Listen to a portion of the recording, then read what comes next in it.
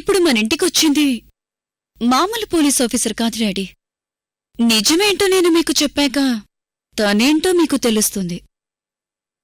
ఆ తర్వాత నేనేంటో కూడా మీకు అర్థమవుతుంది.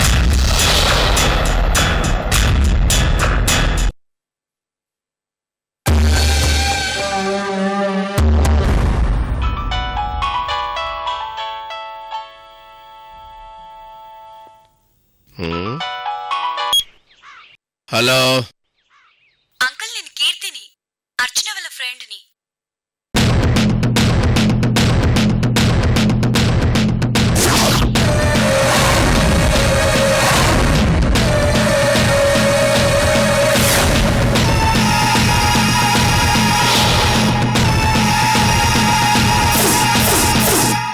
అంకుల్,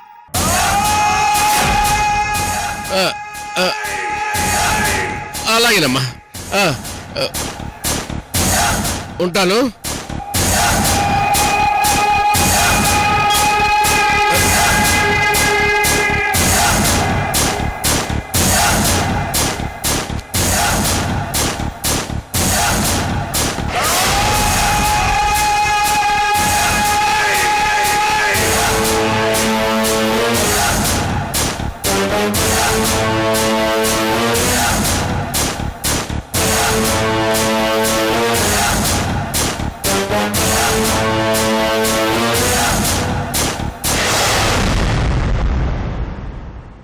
ఏంటమ్మా కీర్తి, భూషణం గారంటే మీ ఫ్రెండ్ అశోక్ వర్మ గారి మనవరాలు అర్చన వాళ్ళ మేనేజర్ కదా? అవును డాడీ. మరి ఇప్పుడు ఫోన్ చేసి ప్రత్యేకంగా చెప్తున్నావు నేను కీర్తిని, అర్చన వాళ్ళ ఫ్రెండ్ని భూషణం గారు అని. అసలు నువ్వు బాంబ్ బ్లాస్ట్ షాక్ నుండి బయటపడి వచ్చిన తర్వాత ఫోన్ చేయాలి కదా? ఇప్పుడిలా నేను ఫోన్ చేయడం వెనుక చాలా రీజన్స్ ఉన్నాయి డాడీ. రీజన్సా? అవును. ఎక్కడో బొబ్బర్లంకలో షాక్ తర్వాత నేను ఒక ఆర్ఎంపీ డాక్టర్ ద్వారా ట్రీట్మెంట్ పొందిన విషయం నీకు ఆ ఆర్ఎంపీ డాక్టర్కి తప్ప ఎవ్వరికీ తెలీదు. అలాంటి నా గురించి ఇన్ఫర్మేషన్ కోసం ఒక లేడీ పోలీస్ ఆఫీసర్ ఇక్కడి వరకు వచ్చిందంటే ఆమె ఖచ్చితంగా చాలా ఇంటెలిజెంట్ అని అర్థమవుతోంది.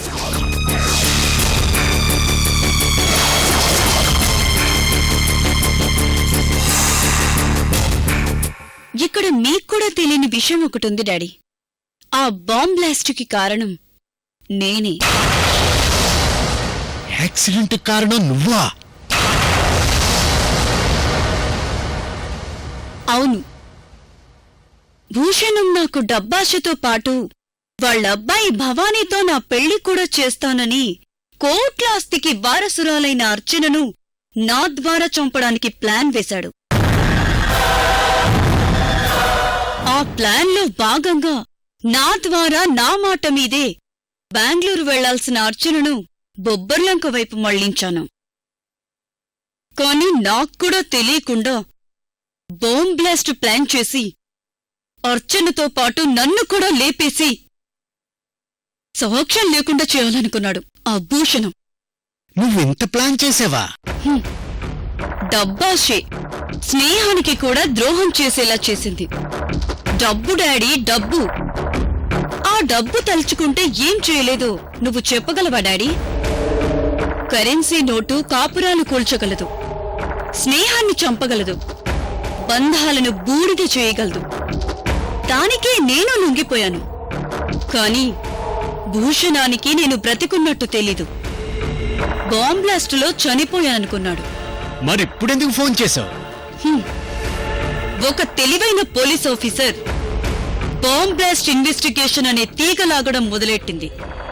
ఆ తీగ ఇప్పుడు ఒక్క నా మెడకు చుట్టుకోకుండా అందులో ప్రధాన సూత్రధారి భూషణమని, ఆమెకు తెలియని భూషణాన్ని ఇరికించాలని ఇప్పుడిలా మాట్లాడాను. నాకింకా అర్థం కాలేదమ్మా. అర్చన మెమరీ లాస్ లో ఉంది. తనకి నా తప్పు చెప్పి ఇప్పుడు అర్చనను సేవ్ చేయాలన్నా అక్కడ భూషణం ఉంటాడు. ఆ ఇన్వెస్టిగేషన్ చేస్తున్న సిఐ నా అంచనా కరెక్ట్ అయితే నా ఫోన్ ట్రాప్ లో పెట్టుంటుంది. ఈ పాటికే కాన్వర్సేషన్ మొత్తం వినుంటుంది.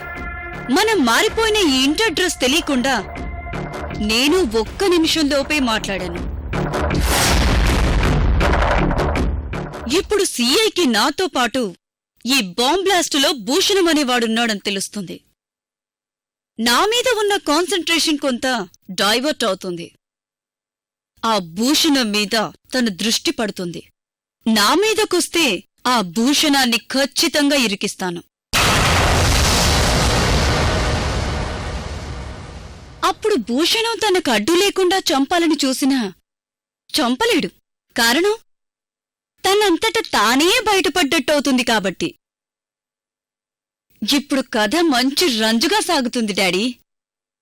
శభాష్ కీర్తి, నీ తెలివితేటలు ఇంత షార్ప్ అని నేను అనుకోలేదు. ఆ భూషణం ఫోన్ నెంబరు నాకివ్, తర్వాత డ్రామా నేను నడిపిస్తాను.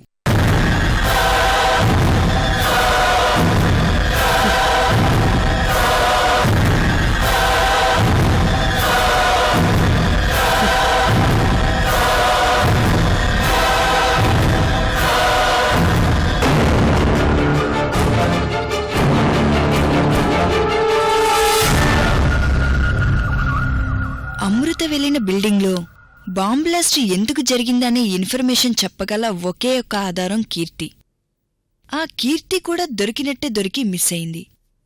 ఇది అనుకోకుండా జరిగిన మిస్సింగా, లేకపోతే నన్ను చూసి హైడింగ్ డ్రామానా? అవతారొస్తే గాని నిజం తెలీదు.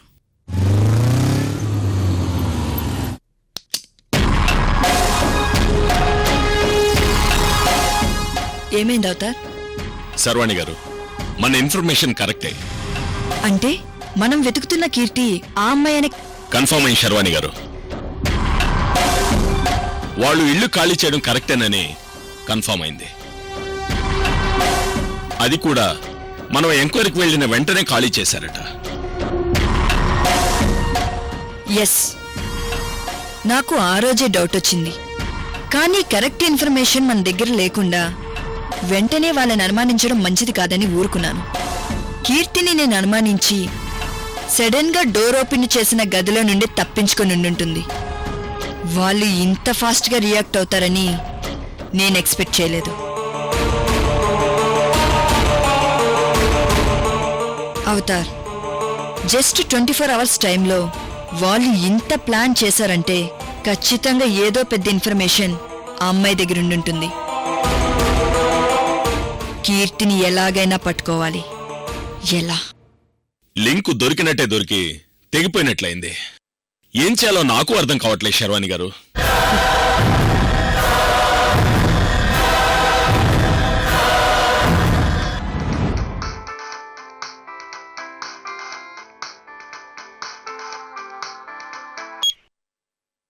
హలో మేడం, నేను డిపార్ట్మెంట్ ఆపరేటర్ని మాట్లాడుతున్నాను.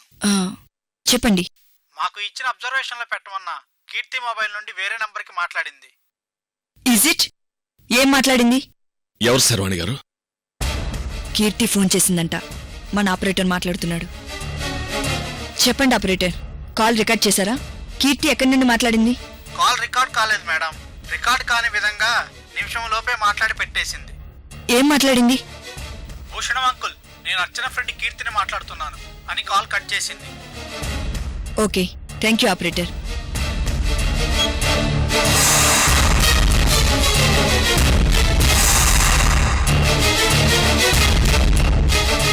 అవతార్ మేడం, ఆ కీర్తి కాల్ రికార్డ్ అవడానికి స్కోప్ లేకుండా తెలివిగా ఎవరో భూషణం అనే వ్యక్తితో మాట్లాడిందంట. భూషణంది అన్నౌన్ నెంబర్, కీర్తిది అదే సేమ్ నెంబర్.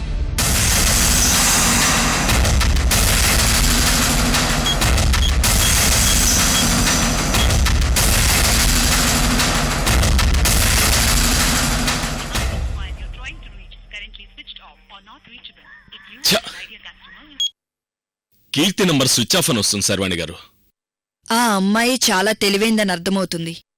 ఎందుకంటే మనకు ఖచ్చితంగా తనతో పాటు ఇంకో వ్యక్తి భూషణమని ఉన్నాడని హింట్ ఇవ్వడమైనా కావచ్చు, లేదా మనల్ని సైడ్ ట్రాక్ పట్టించడమైనా కావచ్చు. శర్వాణి గారు, ఖచ్చితంగా బాంబ్ బ్లాస్ట్ వెనక ఏదో రహస్యం ఉంది శర్వాణి గారు. అవును, ఎలాగైనా కీర్తిని గాని భూషణం అనే వ్యక్తి ఎవరో అతన్ని గాని మనం ఫాస్ట్గా పట్టుకోవాలి అవతార్. అవును శర్వాణి గారు. నాతోరా, చెప్తాను.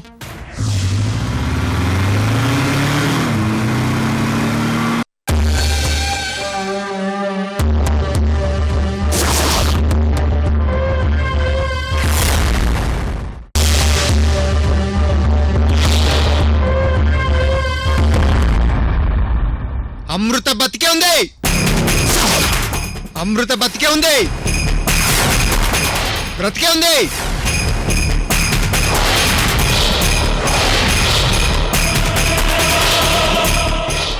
లేదు, అమృత బ్రతికలేదు, బొబ్బర్లంకలోనే చచ్చిపోయింది. అనవసరంగా టెన్షన్ పడద్దు. ఇంకా నువ్వు అమృత అమృత అని ఇలా పిచ్చి పిచ్చిగా మాట్లాడావంటే నిన్ను మెంటల్ హాస్పిటల్కి తీసుకుని వెళ్లాల్సి వస్తుంది.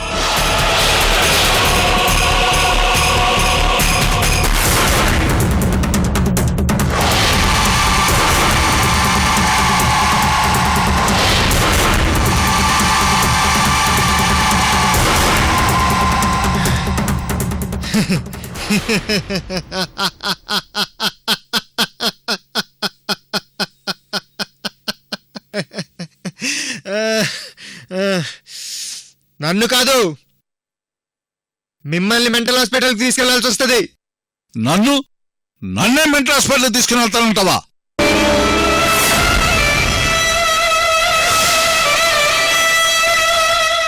అవును, మిమ్మల్ని తీసుకెళ్ళాలి.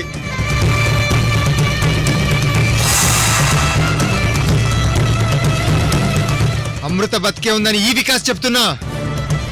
మీకు నమ్మకం కుదరటం లేదంటే మిమ్మల్ని గ్యారెంటీగా మెంటల్ హాస్పిటల్ తీసుకెళ్లాల్సిందే. వికాస్, ఈ ఎమోషన్ కంట్రోల్ చేసుకోమంటున్నా. డాక్టర్లు ఎంతో కష్టపడి నిన్ను కాపాడారు. డాక్టర్లకు బోలెడు కోట్లు ఖర్చు పెట్టి నీ ప్రాణాలను నేను కాపాడుకున్నాను. అందుకే ఇప్పుడు నీతో ఇలా మాట్లాడగలుగుతున్నాను.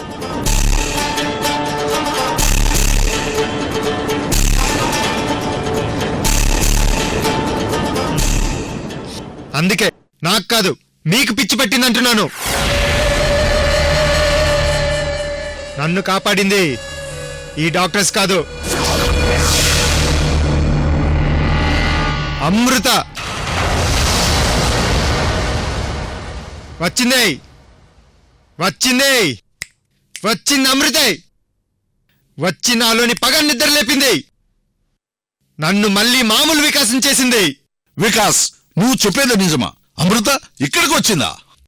అవును, అమృత వచ్చింది. అమృతను నువ్వు చూసావా? కళ్ళతో చూడలేదు గాని నా చెవులారా అమృత మాటలు విన్నాను. అది ఖచ్చితంగా అమృత గొంతే. అమృత మాట వినగానే నా రక్తం ఉడికెక్కిపోయింది. ఆ మాట వినగానే శవంలా బెడ్ పైన పడి ఉన్న నేను సింహంలా లేచి కూర్చున్నాను. వికాస్, నువ్వు భ్రమలో పడ్డావు. అమృత పోలిన గొంతులు ఎంతో మందికి ఉంటాయి. గొంతుకుని బట్టి మనిషిని గుర్తుపట్టానంటే నిజంగానే ఇది పిచ్చి భ్రమ. నాది నిజంగా మీరన్నట్టు పిచ్చి భ్రమే అయితే మీ ఆయుర్వేద వైద్యం, మీ ఆధునిక వైద్యం ఏ మాత్రం నా శరీరంలో చిన్న కదిలికి కూడా తీసుకురాలేకపోయింది. కానీ అమృత మాట వినగానే ఈ శరీరంలోని రక్తం బగ బగ బగ మండిపోయింది.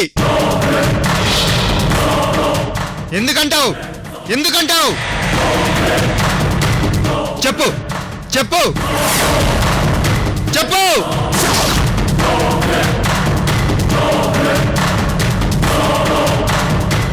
చెప్పలేరు, చెప్పలేరు. నువ్వు చెప్పలేవు. ఎందుకంటే అమృత కోసం వికాస్, వికాస్ కోసం అమృత పుట్టారంకల్.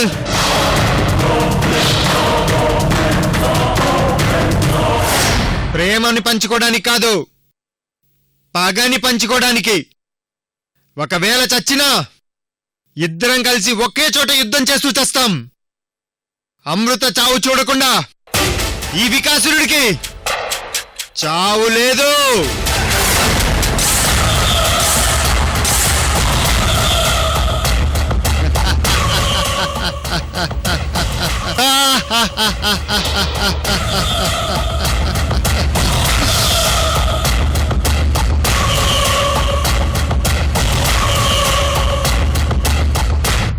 అమ్మా వైజయంతి, ఇంతకు చైతన్యమన్ని త్వరగా ఎందుకు రెడీగా అమ్మన్నట్టు?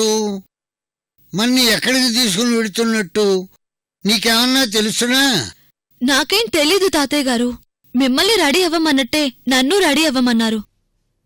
ఎందుకో ఏంటో మీరే అడగండి తాతయ్య.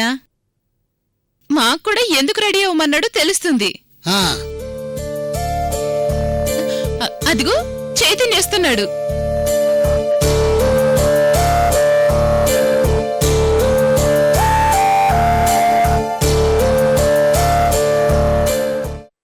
ఓ, నాకంటే ముందు మీరే రెడీ అయిపోయారా? సరే, వెళ్దాం పదండి. ఒరేయ్ చైతన్య, ఎందుకో ఏమిటో ఎక్కడికో ఒక్క మాట చెప్పరా? నిన్న రాత్రి సర్ప్రైజ్ అన్నావు, అప్పటినుంచి ఆలోచిస్తున్నాను. బుర్ర వేడెక్కిపోతోంది. ఏం లేదు తాతయ్య, నేను స్టార్ట్ చేయబోయే వీక్లీ మ్యాగజైన్ ఓపెనింగ్ పూజకు వెళ్తున్నాం.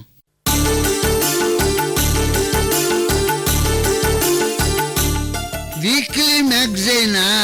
అంటే నీ మనసులో ఉన్న కోరికల్ని తీర్చుకోబోతున్నావు అన్నమాట.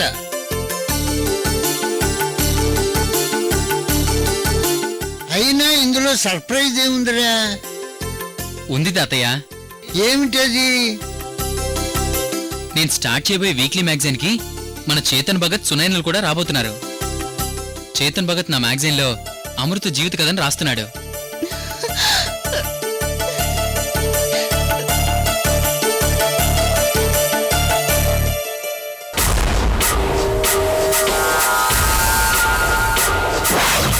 సరే వెళదాం పద.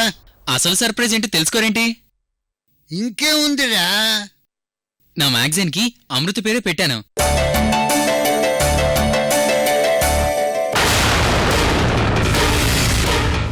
ఎలా ఉంది తాతయ్య?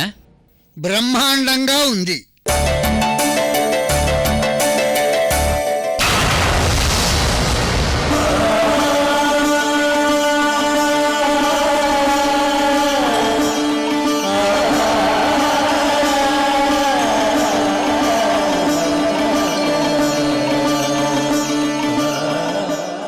బంగారం లాంటి పేరు అమృత. అమృత అని నీ మ్యాగజైన్కి పేరు పెట్టుకోవటం, చేతన్ అమృత కథని నీ మ్యాగజైన్లో రాయటం నిజంగా సర్ప్రైజ్ రా. అవును చైతన్య, చాలా మంచి పని చేశావు. అమృతని మనం ఎప్పటికీ మర్చిపోకుండా ఉండిపోయేలా చేశావు.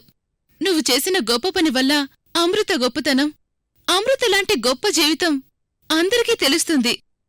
అమృత లాంటి మంచిని అందరికీ పంచే నీ మ్యాగజైన్ గొప్పగా సక్సెస్ కావాలని మనస్ఫూర్తిగా కోరుకుంటున్నాను. థ్యాంక్ యూ వదినా. నా ఆశీస్సులు కూడా మనస్ఫూర్తిగా ఉంటాయిరా. థ్యాంక్ యూ తాతయ్య.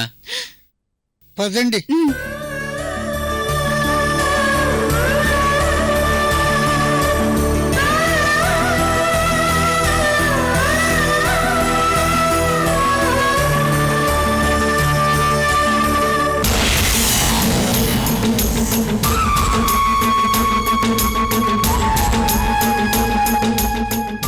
మెల్లిగా నా మొగుడికి కూడా ఆ అమృత పిచ్చి పట్టినట్టుంది. పక్కలో పడుకునే పడుచు పెళ్ళాం పేరు మ్యాగజైన్ కి పెట్టడం మానేసి పైకి పోయిన అమృత పేరు పెడితే నీకేం వస్తుందిరా మొగడా? పైకి పోయి కూడా చాలా సాధించుకుంటున్నావు అమృత. చనిపోయి కూడా నీ టైం బాగుంది.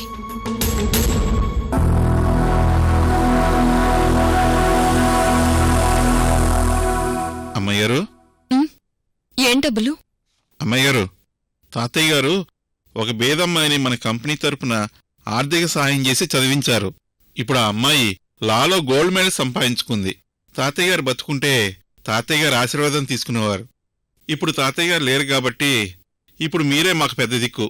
వాళ్ళు మీ దగ్గర ఆశీర్వాదం తీసుకుందామని వచ్చారు.